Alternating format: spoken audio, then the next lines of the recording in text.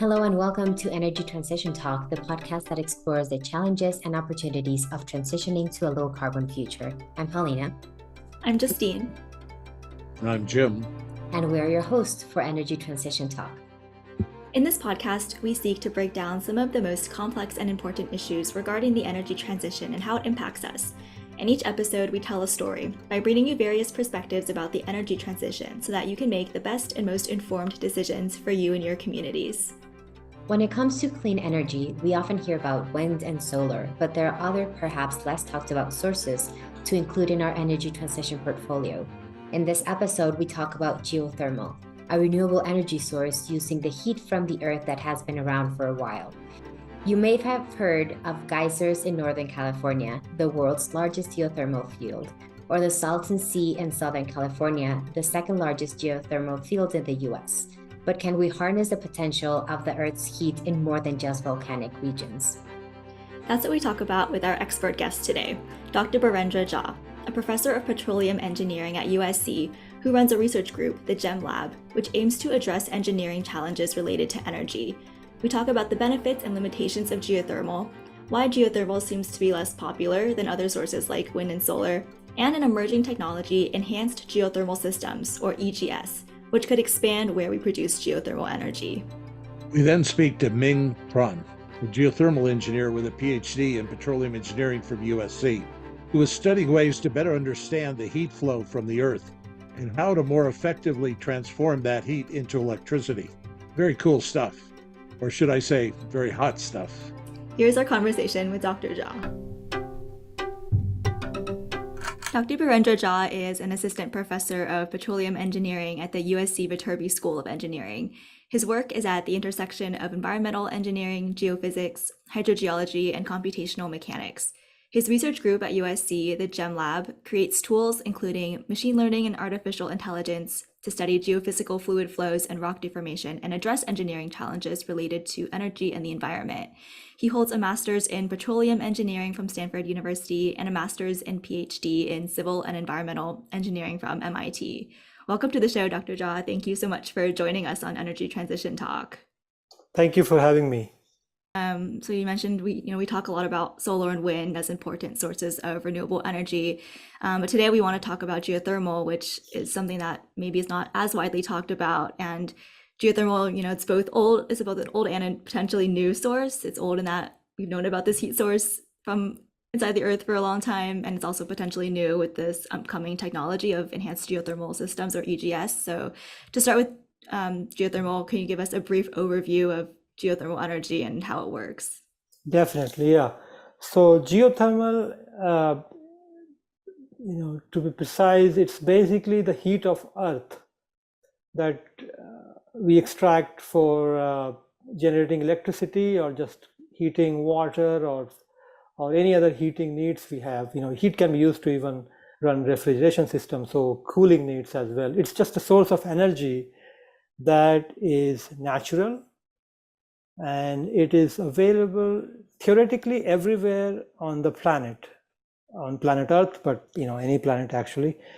So, and the reason for that is these planetary bodies, the way they formed over billions of years ago, they have radioactivity at the core. There's transitions, chemical reactions that release a lot of heat at the core, which then migrates outward to mantle and the surface crust of the planet.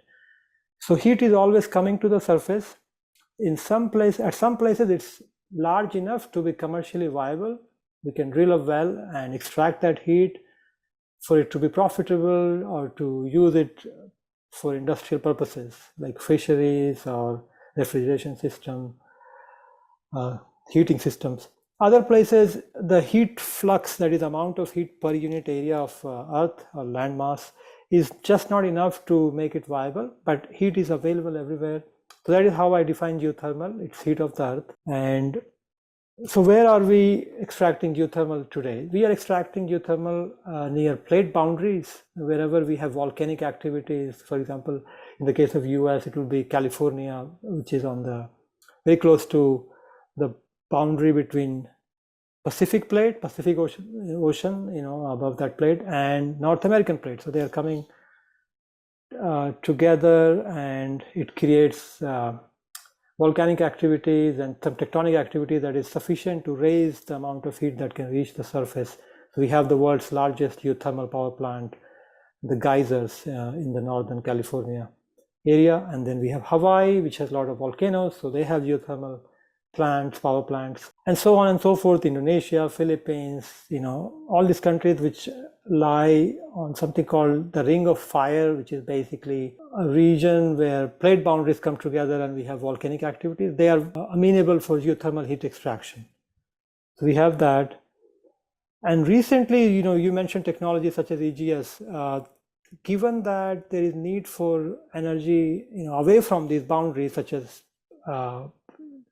middle of the US continent, there has been a lot of research in coming up with the ways to extract that heat, which is deeper and may not even be available in the form of a hot fluid. So in the case of geysers, we just drill a well and we get hot superheated steam coming to the surface, which can be directly sent to a turbine to generate power.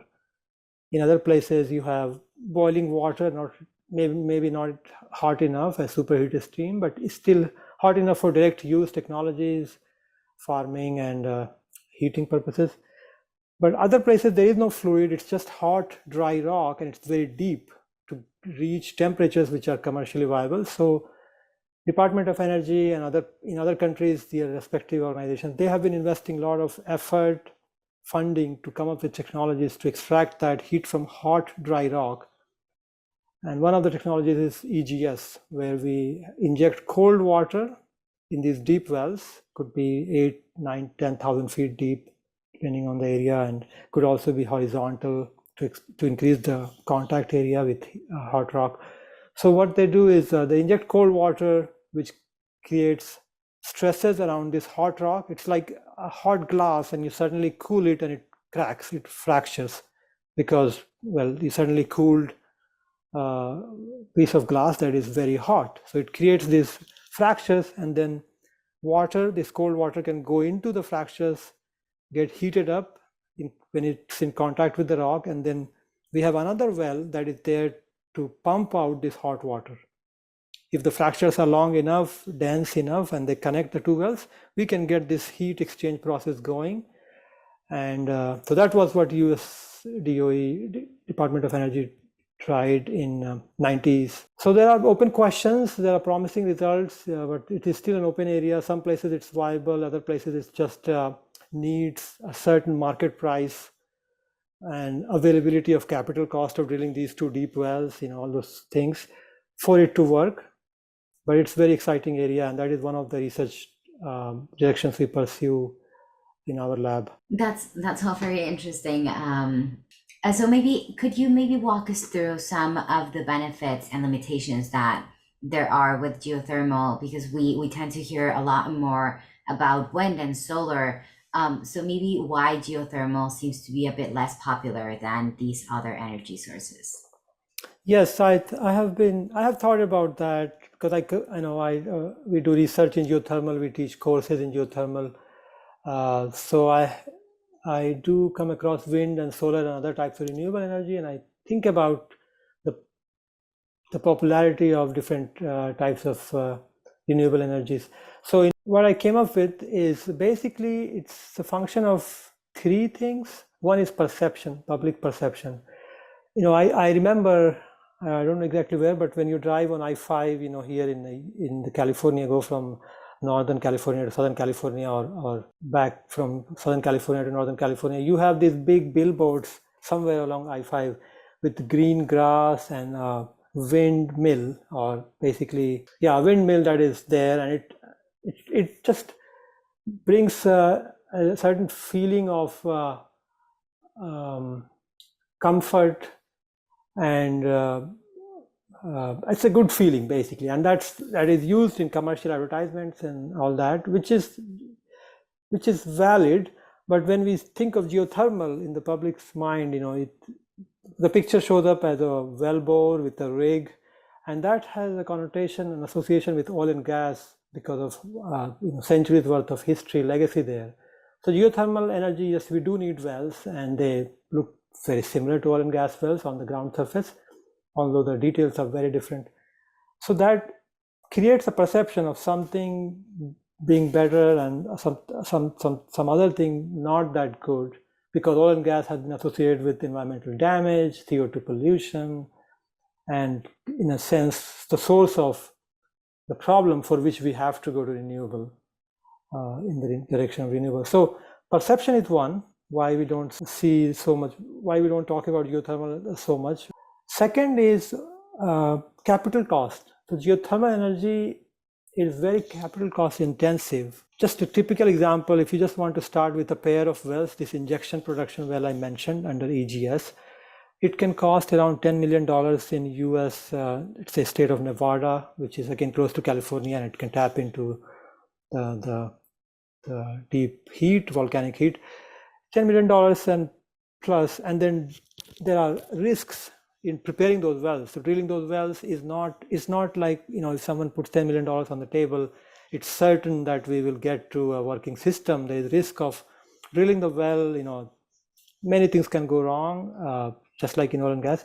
That deters many companies and investment organizations because of this uncertainty, the high capital cost, and perception, of course, plays into the equation.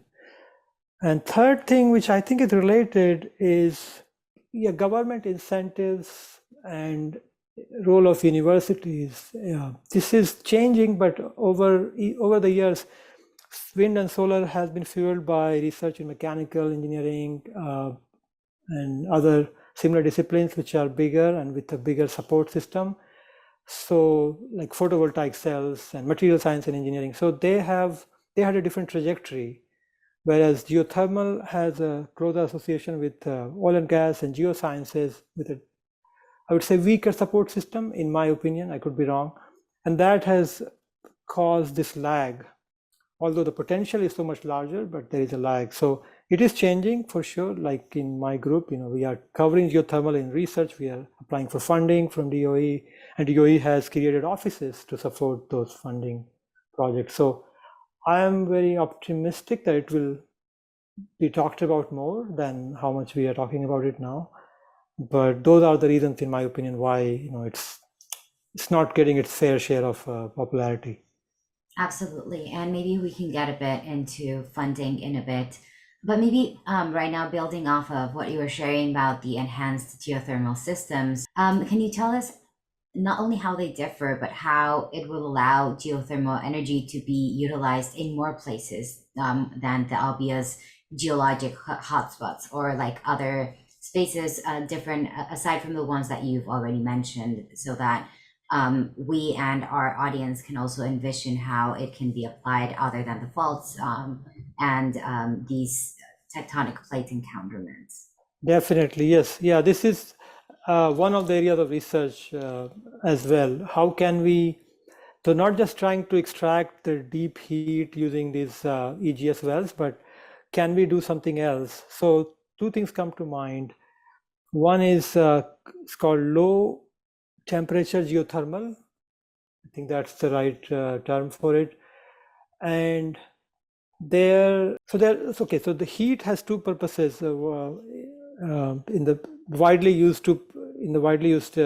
way it's widely used. It has two purposes. One is to generate power, so directly use the heat to heat up steam and turn a turbine and generate electricity. The second is to directly use the heat in heating houses and buildings, like in Iceland and other places in Europe, or for fisheries where the pond or the fish farm has to be maintained at a warmer temperature, and also greenhouses, they need to be maintained at a slightly warmer temperature. So just heating purposes, and that can be achieved with lower temperature geothermal than power generation part of the geothermal. Power generation requires usually 200 degrees Celsius or warmer water as the fluid.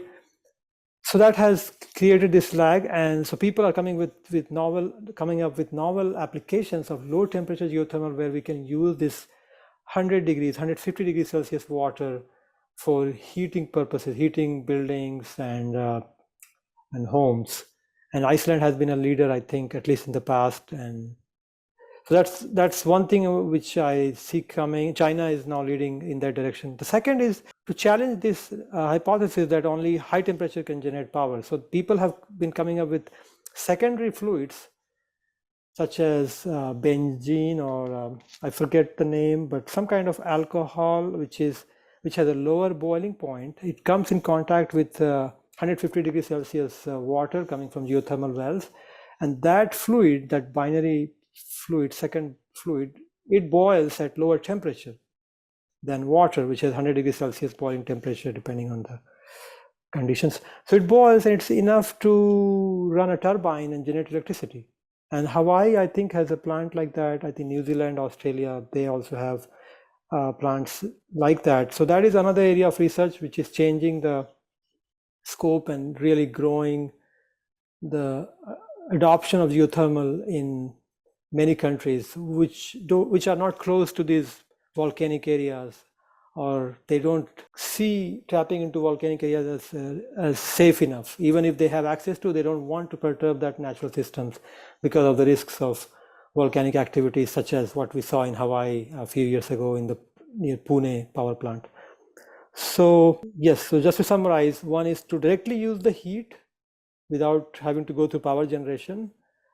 And second is to use this low temperature water to boil some other chemical which has a lower boiling point, and then use that chemical to generate power. Yeah, honing in more on the enhanced geothermal, you may have described this already, but could you just explain exactly how enhanced geothermal works and some of the major risks and challenges that we're facing right now? Yeah, so I mentioned, when I introduced EGS, I mentioned the point about creating fractures. You inject cold water which comes in contact with this dry rock, hot dry rock, and it breaks the rock like glass. Again, that's an approximation. In research, we have to be more precise, the type of fractures, but it is similar to that concept, and that has some risk associated with it. The biggest risk is difficulty in predicting the fracture geometry and orientation, because ideally, so in the DOE experiment in, I think, late 80s and 90s, they were hoping to get fractures that connect this injection well, the cold water going into this well, to the production well, the well that will actually produce hot water. They wanted the fractures to connect the two wells so we can actually extract the heat or hot water that is going through the fractures. But it is hard to control that, because we have all seen how glasses break, right? Once the glass breaks, we really cannot control how the fractures will look like, where they will propagate. Something similar happens in these dry rocks. So that is one challenge, how to control these fractures for maximum heat extraction, heat exchange. And there's a lot of research. We do that in our lab. We use different types of means, pressure measurement, heat temperature measurement, acoustic seismic measurement, to get real-time data about fracture initiation, propagation, and then based on that data, control the injection rate in the well that is injecting. With that, we can, up to some extent, we can control the fracture growth process. Yeah, it's interesting that like fracking is used for both enhanced geothermal and oil and gas, right? And it's controversial because pumping fluid underground to release oil and gas has a lot of environmental consequences, like groundwater contamination or potentially causing more earthquakes. But at the same time, this process can expand access to carbon-free, non-intermittent energy that is coming from under the earth. So I'm curious, are the environmental impacts of fracking similar for enhanced geothermal and oil and gas? And like, how much should we be concerned about that? Yeah, thanks for raising that point. Yes. So the fracking, the way it has been used in the media, it is not the same fracking when we talk about EGS. There are multiple differences. First is, of course, we rely on the temperature difference, cold water, hot rock. We don't inject at such high pressures like in the case of shale fracking, that got the media attention and some relations to earthquakes. This is different. The pressures are lower. We rely on temperature difference. And second, we don't pump these solids called proppants. So in the case of shale fracking, Once we frack the rock, which are basically fractures that open up the rock in some sense, and we inject solids, ceramic particles, sand basically, which go into the fractures and prop it open. So when the fracking operation ceases, the fractures remain open, and we can exploit that increase in productivity for our shale gas or shale oil recovery. Here, we just inject cold water with no solids. And because of temperature gradient, temperature difference, the rock breaks and it slides, and that is enough. So we don't have to inject any solids. That is enough for heat exchange. So that is one less environmental impact. No need to deal with the risks associated with proppant injection. Second, the type of fracture is different. We are not necessarily opening the rock, which is a lot more energy than sliding the rock, which is what happens in the geothermal case. And the depth is very different. We are talking about deep, hot, dry rock, which is very deep, sometimes very different from the shale example. Sometimes they are similar. And the amount of water, yes, so in case of shale fracking, one of the environmental damages, environmental issues that I read about is this trucks carrying millions of gallons of water to the well site for pumping and injection, and that creates pollution on the road, and communities in the neighborhood are affected. That is not the case in the EGS scenario. The required water volume is less, and it is recirculated. Water goes through the fractures, gets produced, and we extract the heat either through a binary fluid or the same water. It is condensed and sent back. So it is, in many aspects, it's different, and in all those aspects, every single one of them, the risk, the damage, or the environmental risk is much, much smaller, if any. The risk of earthquakes in the case of EGS, that is valid. There have been there have been evidence of earthquakes due to EGS activities. One in Basel, Switzerland. I think the highest magnitude earthquake was about 4 or just below 4. But that was sufficient for the government to shut down the project. And there is one, I think, in South Korea and somewhere else. It has created fear and a sense of urgency in research community to understand this problem and to come up with ways to predict and mitigate such risks. And that is what we are doing in our lab and other people in this community. This is an open problem. EGS is an open problem that requires research and science to address the environmental risk and the issue of efficiency and heat extraction. Yeah, that makes sense. And to name a statistic, in 2022, geothermal made up just 0.4% of US electricity generation and 5% of California electricity generation, which is smaller compared to 17% for solar and 11% for wind in California. So I'm wondering, how much potential do you think enhanced geothermal has to increase geothermal's piece of the pie and really make a difference in the energy transition? I think the potential is definitely there, much larger. So 5% versus 17 and 11% that you mentioned. Yes, so in case of California, it's also lucky or fortunate that we have good sunshine, so we get really nice solar energy from most of the state. So that accounts for that gap, 5% versus 17%. We have a lot of solar farms, and California gets so much sun, so we get that, we tap that, which is good. But there is room for growth in the case of geothermal, and there is this Salton Sea geothermal plant that is, it has been operating, but there are talks of growing it to increase the capacity, and there are some others that I forget right now, but in the desert area, there are other geothermal plants that are coming up. Capital cost is one of the reasons. It is slow. Funding from DOE and other government agencies help us to launch the project, and then private capital follows that.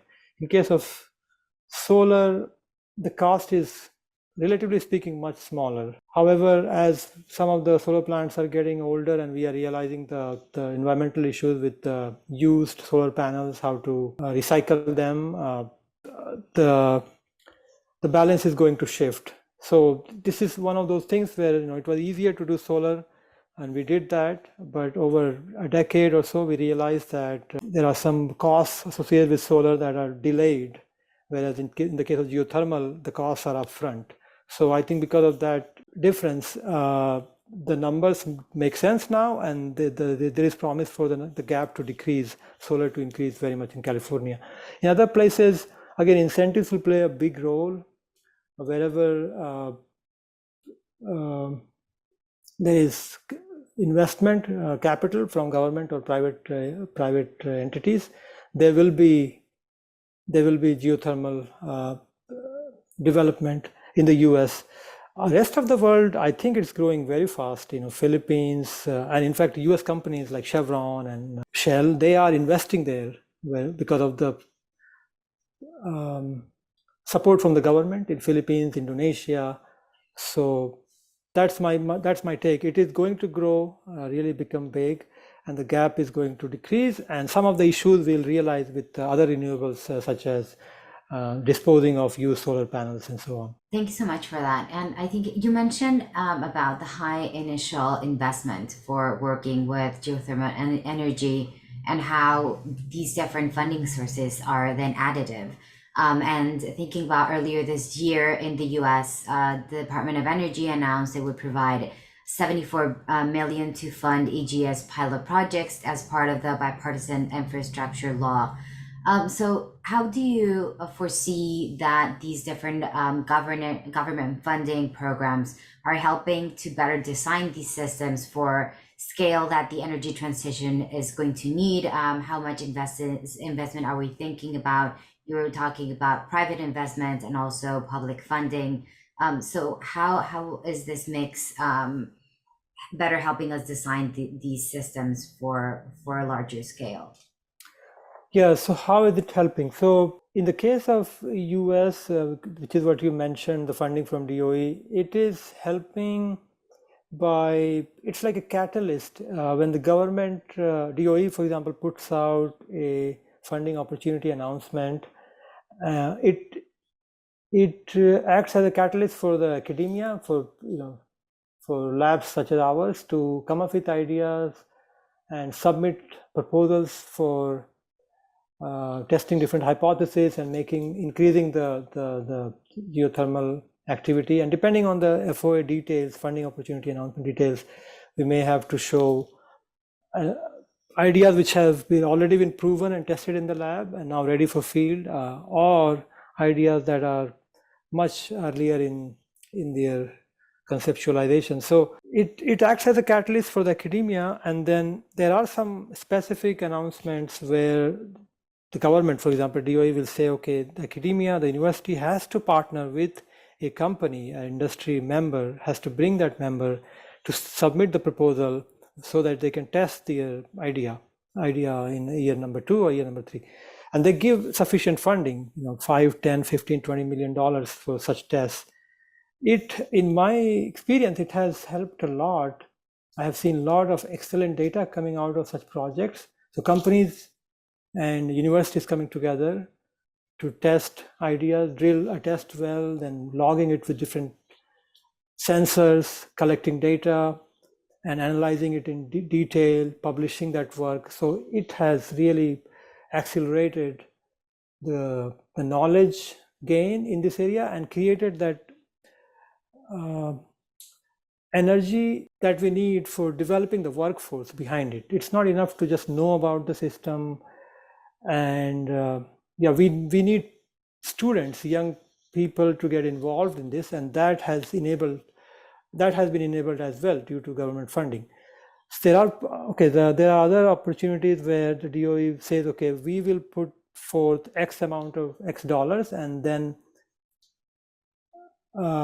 private capital comes and says we'll match that or we'll exceed that by 50% or 100%. That has also happened. So all of that, I have seen those examples, and that has really helped a lot. In the case of California, there are startup companies. They come up with these binary fluids I mentioned, different kinds of chemical that can utilize low temperature geothermal and still generate power at high enough efficiency. Then there are ideas around drilling these deep wells without the risk of losing the drill bit, or basically drilling faster, drilling cheaper, which is one of the big capital costs, drilling faster and drilling cheaper. And when the government came up with the idea, with these funding opportunities, many ideas came forth. Yeah, so you asked how this is going to help, this type of relationship between government and the private capital, and I saw those are the two ways it's doing it. Students are getting excited. One of my students, he is working for geothermal company because he saw that firsthand. It was part of the research, and same is true for our colleague at USC.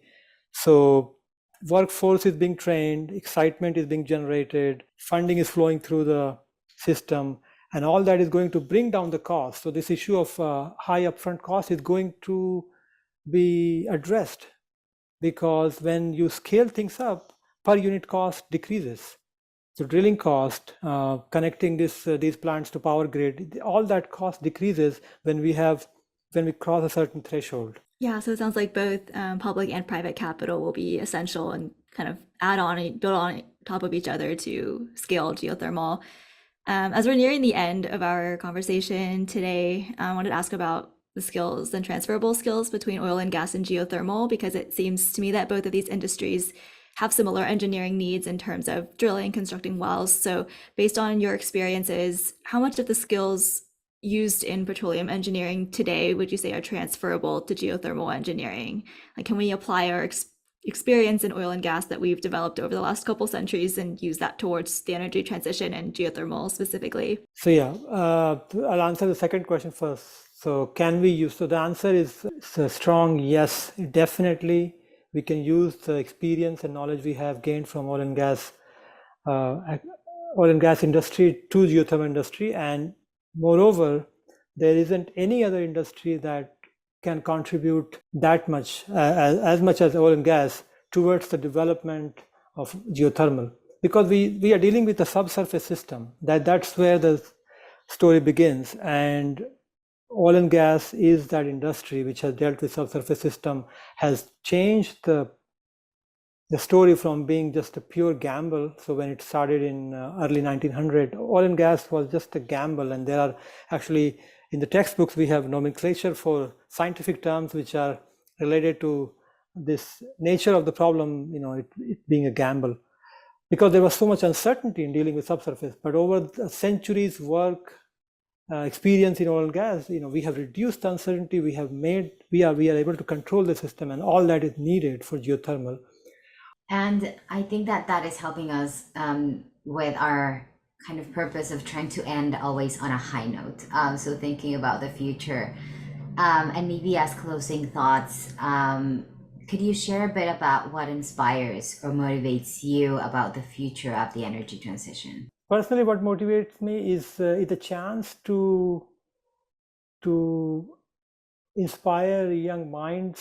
So we see this as sometimes we see this as a problem, that there is this call for transitioning away from a field that has a legacy of 100 years or so, and for some people it's a sense of identity crisis. But for me, when we deal with undergraduate students, graduate students, they are coming up with a blank slate, and that really inspires me, motivates me to learn new things. Because I was trained as an undergraduate, I was trained in petroleum engineering, and I did my master's in that, and I kept learning new ideas, technologies.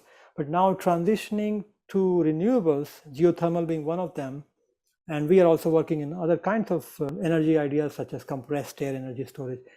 It is very exciting because the students they find it challenging and a way to make their mark in the future. And with their hopes and dreams, it gives us motivation to learn new things and prepare them, and along with them enter into a future that is different and exciting. It will be a future that will have both traditional oil and gas and new sources of energy as we transition towards a better climate, better planet. Definitely.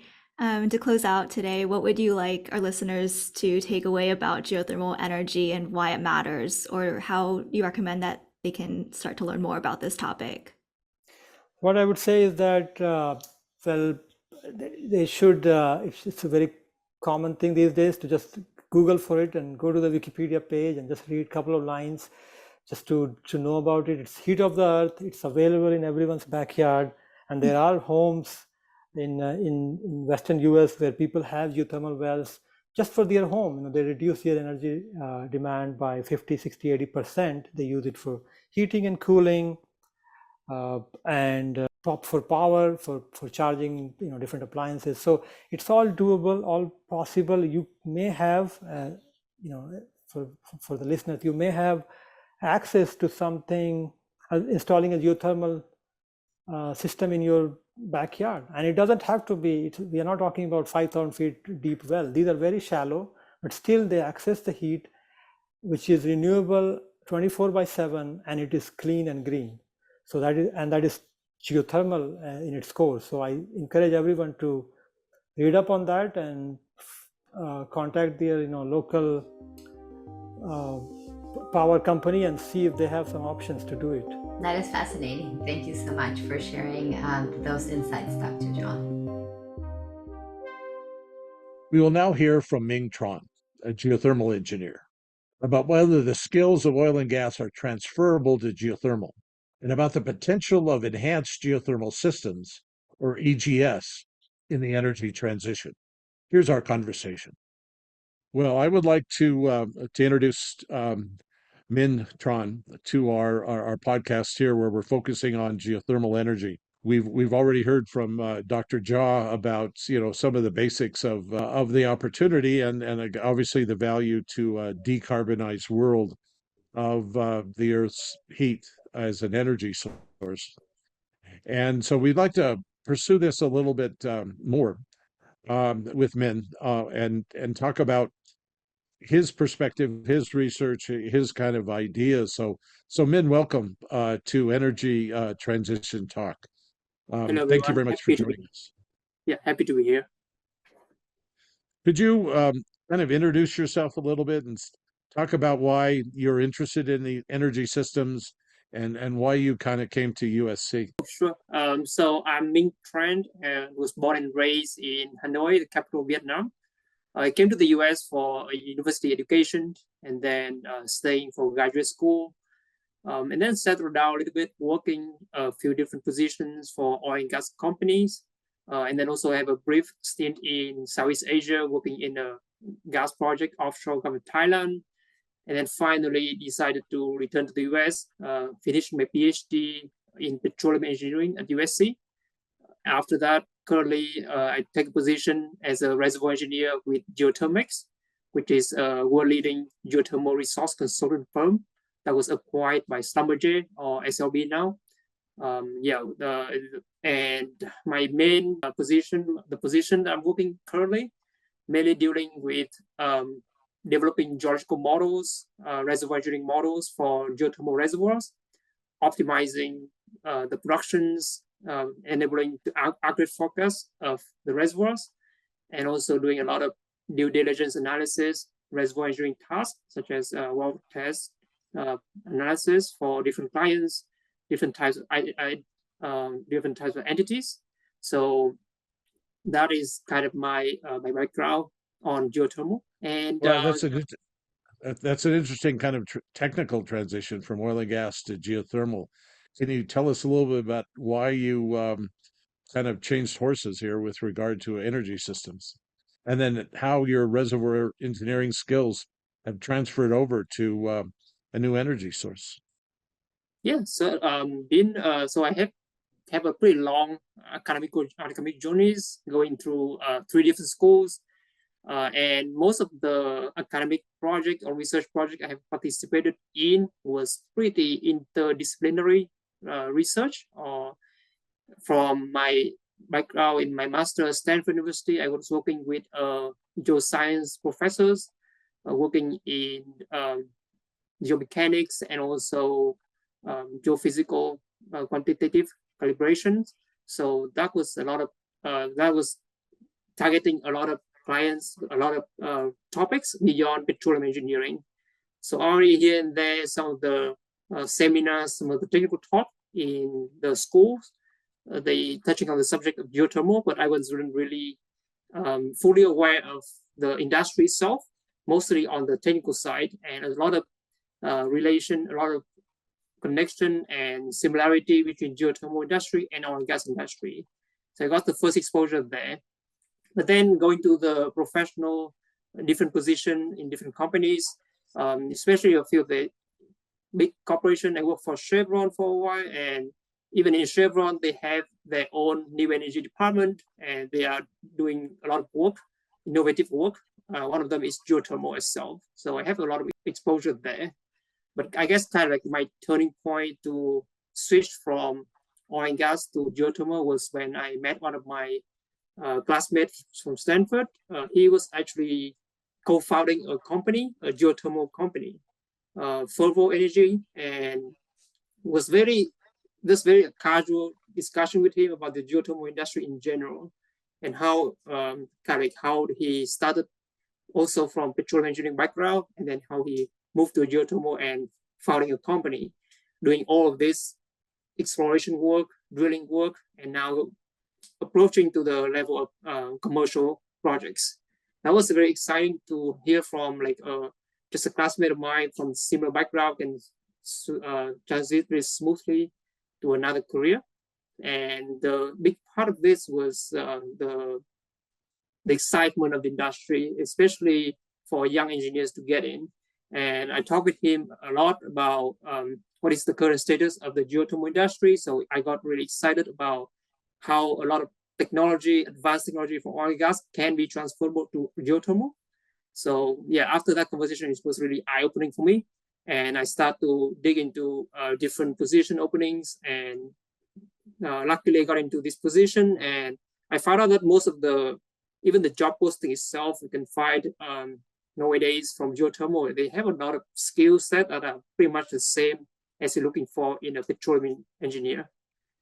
A question about that we've kind of asked everybody is the whole podcast is about energy transition.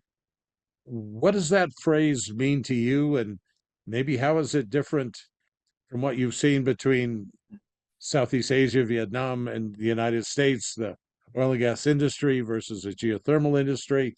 You've seen different sides of, kind of this idea. So what does energy transition kind of translate back to your understanding? Yes. So from my perspective, energy transition refers to like a global shift from fossil fuel, such as coal, oil, natural gas, to a more sustainable and environmentally friendly alternatives, including solar, wind, and even geothermals. But I think the key point that is usually overlooked in this energy transition is a transition, but not an abrupt change. So we still have to ensure sufficient access to affordable, reliable, and sustainable energy source for all people. So not only in developed countries, but also in the developing world. So every country is going to strive for a sustainable, clean, and reliable baseload energy, which is going to be available on time, not too dependent on where the climate conditions. And that is exactly where geothermal can contribute its presence, its values to more sustainable energy landscape in the future. Just reading a little bit that the geothermal industry is now kind of moving out of just the places where it's easy to find, like geysers and hot springs and things like where it's obvious that the geothermal expression is all the way to the surface, but is moving into areas just with hot rock that maybe we need to then inject water into and then have an enhanced geothermal system kind of an approach. And then clearly that gets into your petroleum engineering reservoir skill set, because we're playing a lot with fluids in the subsurface. But can you say a little bit more about what this enhanced geothermal kind of an approach is, and will that take geothermal into a lot of new places?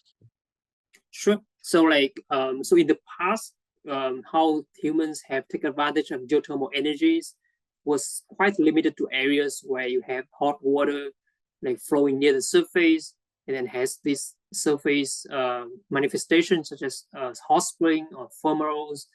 But like as the geothermal technology advances and absorb the technological advantage from other industries such as oil and gas, humans can leverage more of these natural energy sources. So engineers have developed a few different ways to produce power from geothermal wells. And traditionally, geothermal power systems, what we call conventional hydrothermal systems, they are targeting reservoirs that have close to like what you call ring of fire, or where volcanic activities are prevalent. When you see a lot of like surface manifestations, such as like steam vents, hot springs, so you're targeting those areas. So that's why geothermal was understood to be quite limited like geologically. But now, as we try to absorb the technology from other industries, then you have what we call enhanced geothermal systems, where the operators is targeting the hot rock, but very limited permeability on the fluid itself. So usually a three prongs, technical prongs that are guarantee a successful geothermal projects is you have temperatures, you have fluid, and you have permeabilities. So those are kind of the three technical prongs that you have to have. In enhanced geothermal system, you might have hot rocks or you might have fluid presence, but you have limited permeability. So as a means of increasing the connectivity of the reservoir, we can bring in thermal, chemical stimulation, or in most cases, hydraulic stimulations. Just like what you have done when you created this hydraulic fracture, or you bring in the shale evolution in oil and gas, you try to bring that technology to geothermal. You create this permeable pathway in the reservoir. Otherwise, it's going to be very tight to produce significant flow rate to produce powers. A couple of like notable examples in this EGS world was what the Fervo is currently doing in Nevada, and now they bring that technology to a commercial project. It's in Utah, and then you have already a lot of companies, a lot of research entities such as Forge from DOE doing a lot of work with enhanced geothermal system, how to create an effective permeability network to maintain the flow in a sustainable way to sustain a project long run. So, but then you have, aside from enhanced geothermal system, you have other technologies that can actually even broaden the geological scenarios that you can access geothermal energies. No, it sounds like this is an area of a lot of new technology development. Yeah, it does. And not to mention, I think recently another kind of like realm, completely new realm, was trying to target this supercritical hot rock. They call it SHR, and they're trying to target system, very deep system, like 15, 20 kilometers underground with a temperature like way over the supercritical of the water, like 400 degrees Celsius. And this way you can produce significantly more energy than conventional systems. But then you run into also other operational challenges in terms of drilling that deep wells, high temperatures, high pressures. But yeah, there are a few companies that are kind of like exploring that ideas as well. So yeah, there's multiple revenues technologically to try to unlock more and more systems that are conducive for geothermal power generation. It sounds like a lot of these attributes will contribute to the sustainable development goals of that the UN talks about, and not only heat your home, but you do help with your agriculture and different areas of the rest of that. So is this sounds like it has a pretty large potential. It does, yeah. I think there's a lot of statistics thrown around about geothermal, but I think the main obstacle to prevent the expansion of geothermal into, let's say, the overall generation power was the first. It's a lot of hurdles, especially in terms of finances, to overcome, to be competitive, not only against oil and gas, but also against other renewable alternatives like wind and solar, when they have received so much headwind from the government compared to geothermal. So a lot of work has to be done, not on the technical side, but more on the policy side to improve the overall environment of geothermal investment and financing. And the resources are there, especially in a lot of hotspots around the world. But then you have to have political support, financing, and investment to make it possible in a lot of places. Well, it sounds like there's a lot of good reasons why we need geothermal, and we need probably at more places. What are your key takeaways about what your experience has been in research so far about geothermal that you think again really should be the important points that people remember about geothermal? Yeah, sure. So like as a fresh graduate, I was lucky enough to be working in this is a consultant company, but the projects really have a wide range of technical exposure for me. It's very fast paced. You have to be involved in few projects at the same time, and you got to expose to very different types of projects, the nature of the projects, what are they looking for, different entities. So yeah, one of the takeaway from my geothermal experiences was it is an exciting time to explore and also get into a career in geothermal that can last you a lifetime. Most of my colleagues in geothermics already have 30, 40 years of experience working in geothermals. And if you go to, let's say, geothermal conferences, you see all these senior have been working a long career in geothermal, and they are still exciting to talk about it. So it is an exciting career for an engineer fresh out of school, and the technical skills are very transferable, like I mentioned, and very practical. You can move back and forth between oil and gas and geothermal. That doesn't really, that doesn't really do any chance of you like returning to oil and gas or you move into geothermal. It's just a very balanced skill set and very transferable. Another takeaway that I think from my short career in geothermal was geothermal is not new. It's not like something out of the hat. It has a steady and constant presence in the energy mix. It just the main question is, can it be expanded, and is there a lot of incentive to make it possible? So yeah, lots of effort, like research projects, commercial projects, or even capital money are put into advancing new geothermal technologies. Big companies, most of the big energy corporations, they want to do something about it. They have the capital, they have the people, the technical, the capability, and they have the resources even in some case to get into geothermal. But is there enough incentives for them to do it? That is the question, not only in technical side, but also on the legislative, the policy side of it. So yeah, it's exciting, and yeah, I encourage any not only petroleum engineers but any engineers to kind of look into that options. We want to really thank you for your time. So I just have one more question for you. It really sounds like the industry does need a next generation of geothermal experts, to take over from the old hands who have been at it for a while. So the whole concept of incentives you've mentioned and risk reduction you've mentioned, we've talked in our energy transition talk podcasts about what individuals need, that it really, we all of us are part of the energy transition, not just leave it to the experts with regard to that. So if you just talked to a lot of oil and gas reservoir engineers and invited them to come along your journey, what would you say to the general public about geothermal, and helping to to embrace this technology, this energy source in a more welcoming kind of way? Geothermal is truly a renewable, sustainable form of energy that can provide a tremendous amount of benefits to not only local communities, to the energy landscape, but also to investors, to financial entities that want to get into it. It provides a steady presence in the energy mix for a long time. It has proven technologies, and people are working diligently to expand the technology to unlock more and more the resources that are accessible.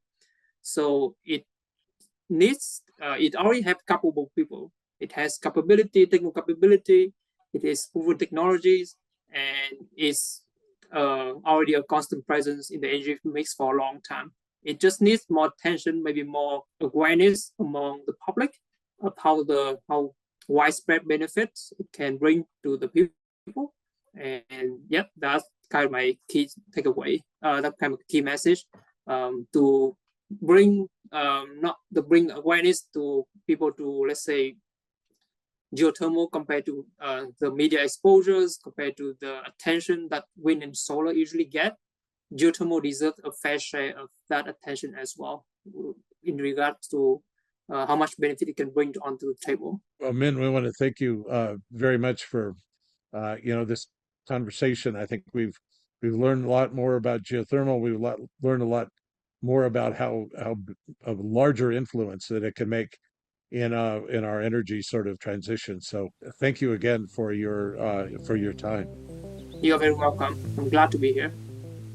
Well, we hope you learned a lot more about geothermal energy and the ways that we can use the heat from the planet itself and turn it into energy that we can use.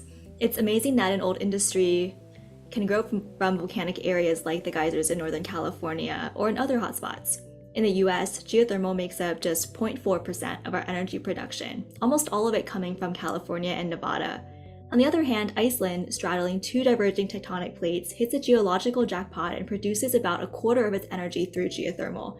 In Kenya, volcanism in the Great Rift Valley helps push that figure to almost 50%.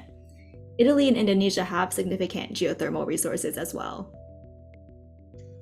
By better understanding how our planet releases heat, we can add geothermal to our toolbox of clean energy sources that can not only produce electricity on a large scale, but at a smaller scale can heat buildings and homes and even be used in greenhouse agriculture.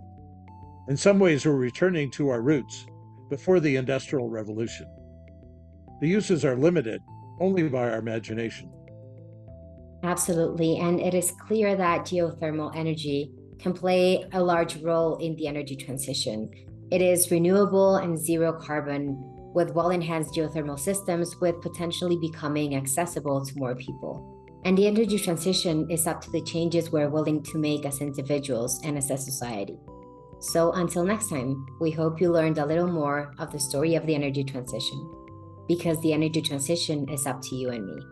We would like to thank the USC Oshagi Center for Energy Transition, which aims to develop innovations in energy technologies and foster the transition to a low-carbon future, for sponsoring this podcast. Special thanks also to our guests for today, and Abhi, our technical guru, for their important contributions to our podcast. Thank you for tuning in to Energy Transition Talk. We would appreciate it so much if you could leave a rating and review, and subscribe to our podcast so you can automatically get access to our new episodes. You can find us on Apple, Spotify, YouTube, or wherever you get your podcasts. I'm Justine. I'm Jim. And I'm Paulina. Signing off from Energy Transition Talk. Stay tuned for the next episode.